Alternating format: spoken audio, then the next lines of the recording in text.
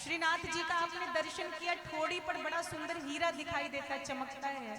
ये हीरा कहाँ से आया और ये हीरा ठाकुर जी को किसने दिया था, इसके पीछे एक बड़ी सुंदर कथा है।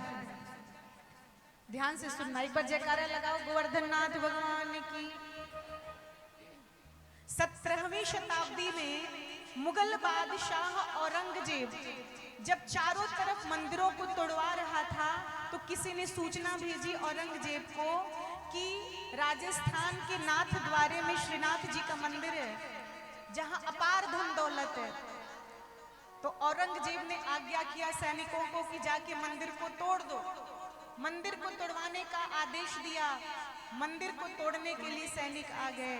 मुगल बादशाह औरंगजेब भी जब मंदिर के भीतर श्रीनाथ द्वारे में श्रीनाथ जी के समक्ष जैसे ही खड़ा हुआ, तो ठाकुर जी के नेत्रों का प्रकाश ऐसा फैला कि वह तुरंत मूर्छित होकर गिर पड़ा और अंधा हो गया।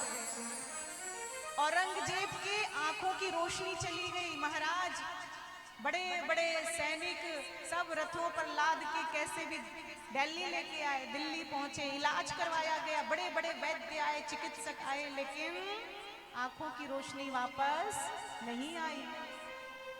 ये बात औरंगजेब की माँ को पता चली, तो औरंगजेब की माँ दर्शन करने आई श्रीनाथ द्वारे, और श्रीनाथ द्वारे में आके दर्शन करके क्षमा मांगती हैं कि मेरे पुत्र से भूल हुई है, अपराध हुआ, उसने बहुत बड़ी गलती की है, उसे क्षमा कीजिए प्रभु। तो भगवान श्रीनाथ जी ने क्षमा कर दिया, कृपा कर दिया, और औरंगजेब के नेत्रों की रोशनी वापस आ गई। वापस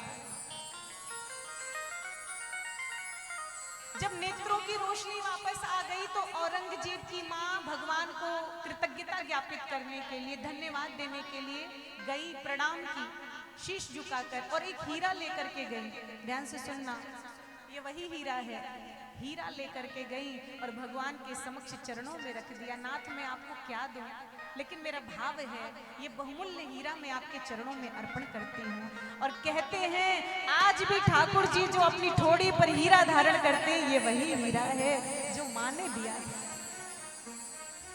ठाकुर जी की ठोड़ी पर हीरा चमकता है।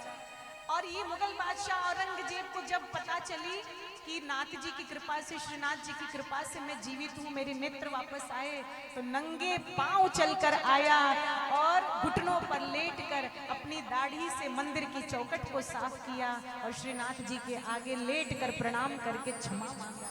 बोले श्रीनाथ जी महाराज की जय। तो ऐसे हमारे श्रीनाथ जी हैं।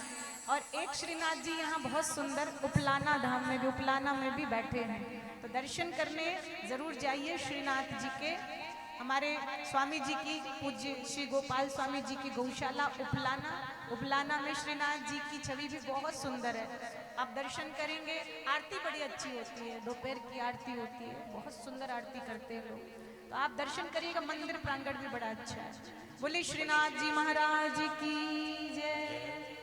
पूज्य गोपाल स्वामी जी महाराज की जय। बोलो गैया मैया की जय। वृंदावन बांके बिहारी लाल की जय।